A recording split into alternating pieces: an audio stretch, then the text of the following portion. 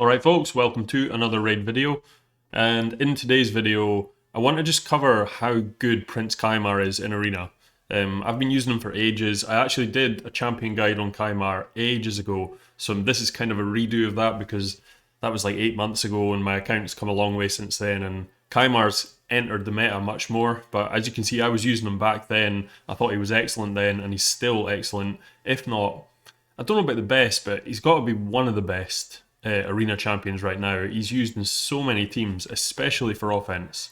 Not so great in defensive because his AI will use his A3, which is a little bit annoying. It'd be better if he was able to use his A2, but once this AI change comes in and you can pick and choose what skills they're going to use, he will actually be really good in defense as well. So what we'll do is I'm just going to cover his skills just for people that don't know everything about him. I'll go over quickly sort of gear, and then there's 3 main builds you can use him for in Arena, and we'll go through them. So if you want to skip to them, they'll be in the timestamps below. But let's just crack on with the skills. So for people who don't know, he has an A1 that attacks all enemies, places a 5% poison debuff for 1 turn if this attack is critical. So it's an AoE, places poisons, can be pretty useful. His A2 is absolutely nuts. I think this is the reason he's so good just now. It's attacks all enemies, removes all buffs, then places a sleep debuff for 1 turn. Now, he is magic affinity, so he's going to have weak hits on force champions. So he is going to struggle to hit things like those Candrafons, Mountain Kings, and stuff like that. But the main thing is he's able to strip people like Duchess, like Arbiter, like Siphi, all the Void champions, obviously. Providing Duchess isn't like 800 resistance, which does happen quite a bit, I'll admit that. But yeah, that's his ability there. He then goes on to his Seal of Magic, which is totally unique to him. He's the only champion that really does this well in the game.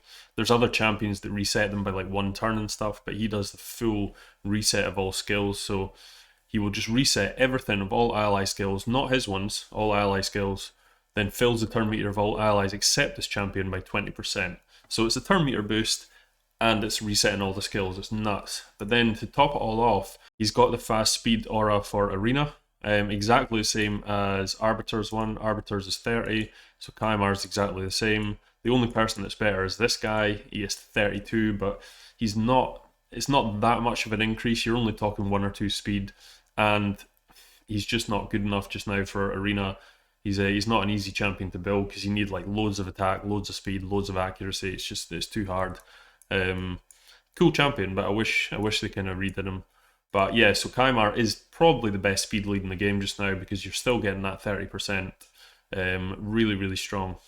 So that is his skills. So like I said before, there's 3 main builds. I mean, there's probably more than that to be fair, but I personally think there's 3 main ways you can build him for Arena just now, which just means he's so good against all the various teams. And to be honest, these 3 builds will pretty much cover you against the vast majority of defenses out there in Arena. So the first build is high accuracy, high speed. That is the build I use him in pretty much all the time. He can be used in a few different ways this way. So like I say, the way I've got him about 5, 6, 7 accuracy, 310 speed, pretty decent stats, fairly survivable. Tried to get 100% crit rate just to get those poisons because they are quite handy for finishing people off if they're on low health, but that's as much as I could get with the gear I had. So that's really what you're looking for there. In terms of masteries for this build, it will be a case of definitely going down to Eagle Eye, and you could probably make an argument to just get some more damage because most of the time the enemy team aren't actually able to hit you back. But I always just opt for a little bit of defense here just in case things go south. Then you can have some sort of retaliation to come back and try and defeat them. So that's really it, but mainly Eagle Eye, and obviously you need these 3 accuracy masteries too, which make it a bit better. Lore of Steel helps just to get a little bit more stats as well, and obviously Evil Eye is pretty useful too, just to keep them from taking a turn. So this is the number 1 build. I have used the other builds before, but this is the one I keep coming back to because I quite enjoy it and it works with the champions I've got. So I'm just going to jump into Platinum Arena. We're going to get up to as high as we possibly can, just so we can face the top teams and we can show you how good he is in Arena just now and how well he does against the top teams. Right, what I've done is I just recorded this, so as you can see, we've climbed up to the very top of Platinum actually, so we're at number 1. This is not during reset, by the way, this is midweek, so it's not too difficult to get to number 1 spot, but it takes a bit of doing. Makes you feel better about yourself anyway. But yeah, I just wanted to do it so we could take on some of these top teams. So this here, I'm just going to pause it, So this is the first kind of version of the fast accuracy Kymar team. So the good thing about my account, I do have a decent fast arbiter. She's about 364, 365 speed. Not crazy fast, but pretty fast. But if you reach this level of top arena, you're going to be facing arbiters and even Lysandras and stuff that are like 370 plus, Sifis that are crazy speeds like 380 plus. So it's pretty hard to keep up with them. But the beauty about Kymar is you can intercept these teams using Valkyrie. So I'll just show you how this one works and I'll let it play. So I'm using the speed lead from Kymar. We're still using Arbiter in there because she is fast, but she's going to get outrun. So right off the bat, Sify will take a turn, put a bunch of buffs on. I can cut in with my Valkyrie. Then I just do this, and then the sleep mechanic gives us a turn, and then I can just blow them out. So 8 seconds, one. That's a pretty decent win. Here we go. We're going up to another one here. Exact same idea. I think this guy's team is pretty fast, so it does a little bit more, but it always cuts in anyway. I've got my team speed tuned that it will always cut in. Unless they're like insane speeds. But as you can see, because Valkyrie places that, I can decrease turn meter as well on them all. That's where Evil Eye comes in good. Now I just do the same again. Sleep them all. Decrease the turn meter Sify again, and then blow them out with Ethos. Again, if you have Trunda, she is the best option for this build by far. But again, I don't have Sify, I don't have Trunda. But this way, using Kymar, I can, you know, compete with these top teams pretty well on offense anyway.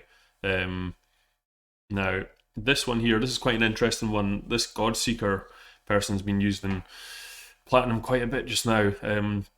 She's pretty strong, but this kind of showcases another side of Kymar, how good he is.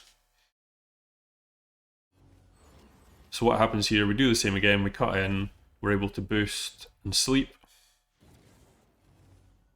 And what we'll do is we'll blow out, but then she gets revived.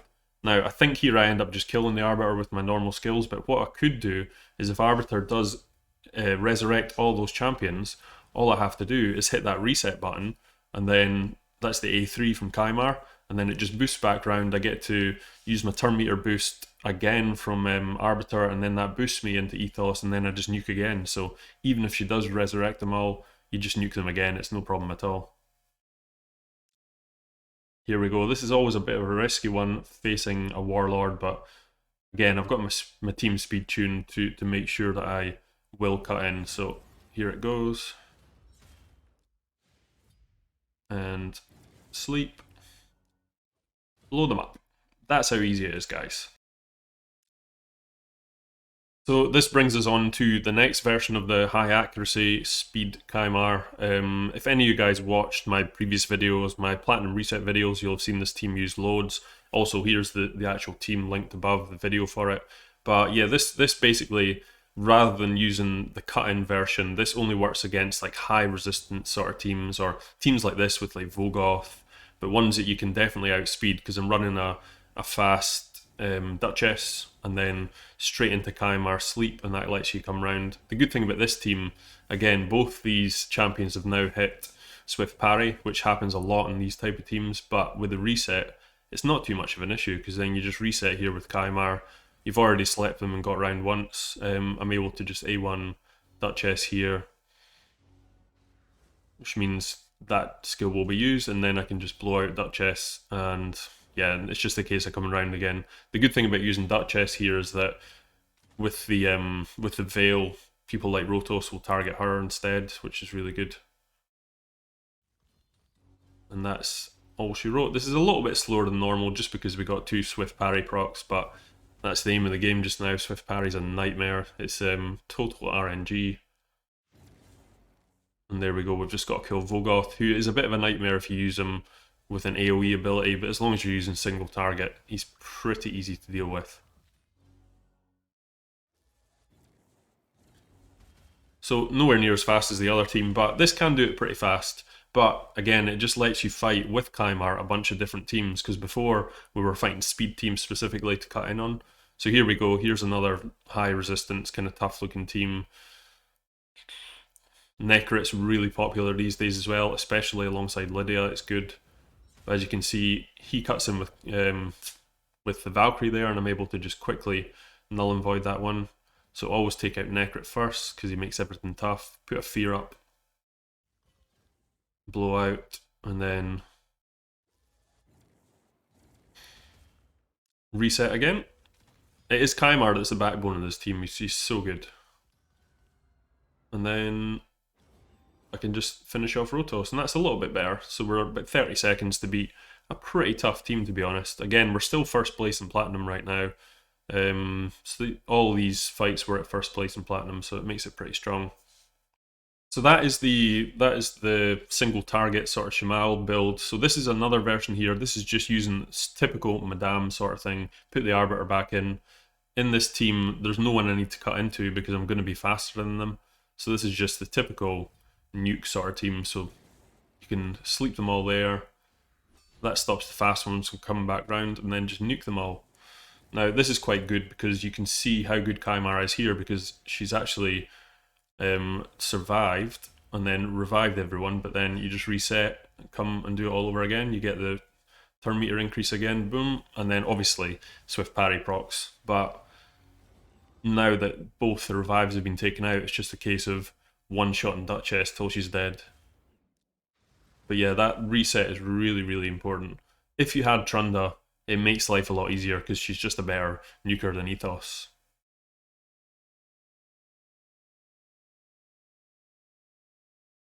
So I think we just did one more. This is another sort of team here, yes. This is the sort of team you can use with this build too. Again, this is just the typical nuke sort of team. You can only do it against teams you know you're going to outrun, so don't fight anyone. Unless you've got a crazy, crazy fast Arbiter, then it makes life a lot easier. Obviously here, Rotos won't die to my Ethos is A3, but it's fine, I kill everybody else and it makes it pretty easy to kill him. Again, if I had Siphi, if I had Trunda, any of these sort of characters, it makes life a lot easier, and perhaps wouldn't even have to use Kymar. But if you don't have these characters, Kymar can really get you through all these top teams. And again, we're still in first place in Platinum just now, midweek, so it's not end of the week or anything, but it's good teams we're facing here. So that was the first build, and that covers us. That's the one I use all the time.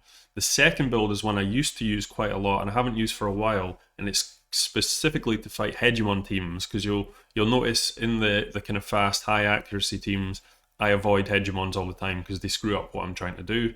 But if you want them to beat hegemon teams, and there's a lot of them out there, the best way to build them is in immunity. So all my good immunity gear's on another champion right now, so I'm not going to strip them because it costs a fortune on silver and stuff. I'm just going to explain how it works. It's pretty self-explanatory.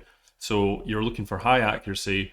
You can't get it as high, obviously, as you can with all this speed gear, but I had pretty good immunity gear, and I was able to get him to like 280 speed, and it was about 480 accuracy, so it's pretty damn good. It's only about 100 less accuracy than I've got here. And then what you do is you run him alongside if I can find her, Molly. So Molly has this really cool ability here, which fills the turn meters of all allies when this champion is hit. So if you've got Kymar and speed lead, you're getting a 30% speed lead. He's in immunity. Then you've got Molly, just put her in a shield set and as much HP as you can. Other stats don't matter. That's the only job she has, is to trigger this. And what that does is if you tune your team right, then you have an immunity Madame Ceres, or some sort of debuff, or even Ghostborn or someone would work, but Madame Ceres is the best for it, and then into your nuker in immunity as well. Then all you do is Hegemon hits you, none of the CC stuff hits, that's the block cooldown skills debuff, so none of that hits because you're in immunity gear. Even if it's a nuke Hegi, if you build your Molly right, everyone should survive, and then your whole team's got a turn meter boost, plus the speed lead from Kymar. He's able to sleep because he's the fastest, so he's able to sleep the rest of the team that you're facing. And then even if you don't have your immunity Trunda or immunity Ethos or whatever nuker you're using in immunity built crazy fast, you can still, because they're slept with Kymar, you're still able to nuke them. So you basically get hit with Hegemon, triggers this ability from Molly. If you can build her fast enough with some accuracy too, you'll also get this really cool ability here, which is the Provoke, which makes it even easier to kill them. But it's not easy to do because you want to get about 90 to 100,000 health if you can, just to make sure you survive those Hegemon, well, nuke Hegemons anyway. But yeah, that's a really, really common team at top level plat just now. A lot of people use that because it's a really good counter against hegemon teams. Sometimes if they're running a hegemon team with a crazy fast Siffy in there, they can cut in and make life a little bit difficult for doing it. But as long as you pick the teams you're doing it against, especially hegemon teams that don't have like a proper speed lead in there as well, it makes life a lot easier, and it's a really, really good way of dealing with them. Obviously, if you're running an immunity Madame, you're not going to be able to get like the 750, 800 accuracy, but if you're a top level plat player, most of them should be able to get about 600, 650 accuracy anyway, which is more than enough to deal with most of the champions in this game anyway. So that is the second build.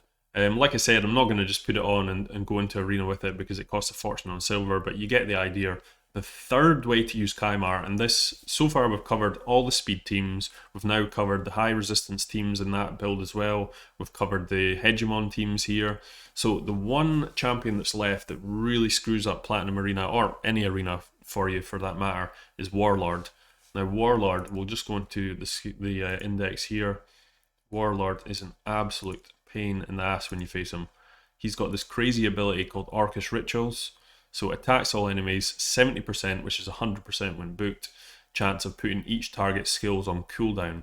Now this isn't the same as a block cooldown skills debuff. The beauty of this is it can run through immunity, so even if you've got immunity on, if he has the accuracy, this will land. So it makes life pretty difficult. Like for instance, that last team there, if they have a fast warlord and he's able to cut in before my Kymar, put all the abilities on cooldown, that's it, game over. The vast majority of the time, if you're playing at Plat Arena, especially on reset, if this guy hits this ability, it's game over basically. It's really hard to come back from, because after that he starts putting on block debuffs and shields and heals and everything, so he's a total nightmare. But fortunately, Kymar is there to save the day again, and he has another really cool build which can get around this. So basically, you don't look for any accuracy, you don't look for any of this sort of stuff. All you do is you build them with as much resistance as you can. Like 600 plus is really what you need, because most of the warlords in that top level arena will be running about sort of 500-600 accuracy, I would imagine anyway. So 600 plus resistance if you can, and then just as fast as you possibly can too. Again, have him in the speed lead. And the idea behind this one is you just let Warlord do his thing, reset everybody's skills, and then obviously Kymar's the fastest, so he takes the turn, and then you just reset them all with the A3. So Warlord's thing becomes useless, then you just do your usual, whatever it is, Madame strip, then nuke with Trunda, but it is the most effective way of dealing with Warlord.